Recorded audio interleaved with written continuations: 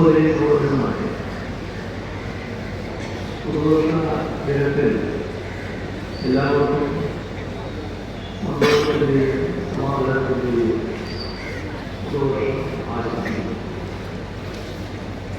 ഇവിടെ പറഞ്ഞതുപോലെ കേരളത്തിൻ്റെ ആരോഗ്യരംഗം മറ്റൊരു ചുവടുവെപ്പാണ് ഇന്ന് നടത്തുന്നത്.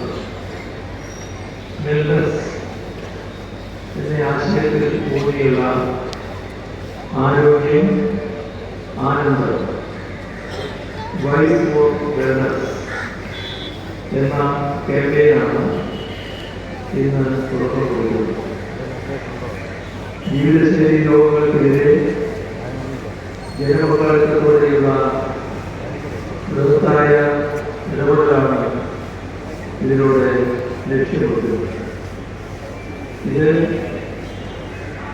കഴിഞ്ഞ കുറേ നാളായി നാം നടത്തിവരുന്ന ജീവിതശൈലി രോഗ പ്രതിരോധ പ്രവർത്തനങ്ങളുടെ തുടർച്ചയാണ്.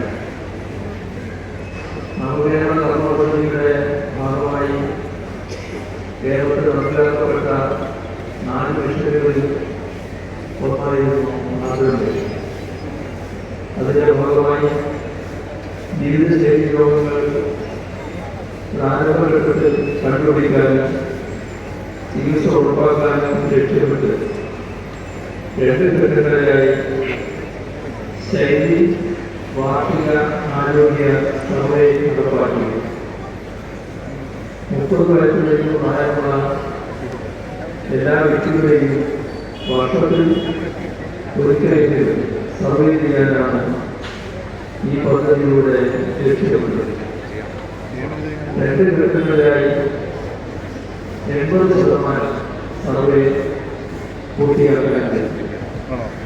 രോഗസാധ്യതയുള്ളവരെ കണ്ടെത്തി പരിശോധനകൾ നടത്തി ആവശ്യമായ ചികിത്സ ലഭ്യമാക്കാൻ കഴിയും.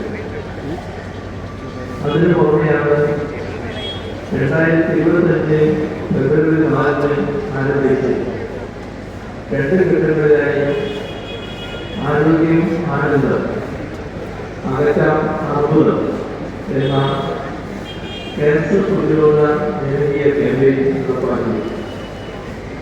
അതിൻ്റെ ഭാഗമായി 20 ലക്ഷം കുട്ടികളെ സ്ക്രീൻ ചെയ്യും.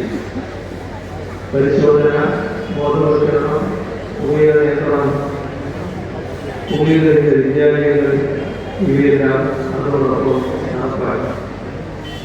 അത്തരം ഇടപെടലുകളുടെ തുടർച്ചയാണ് ഇന്ന് ഇവിടെ ആരംഭിക്കുന്ന വൈസ് ഫോർ വെൽനസ് പ്രോഗ്രാം.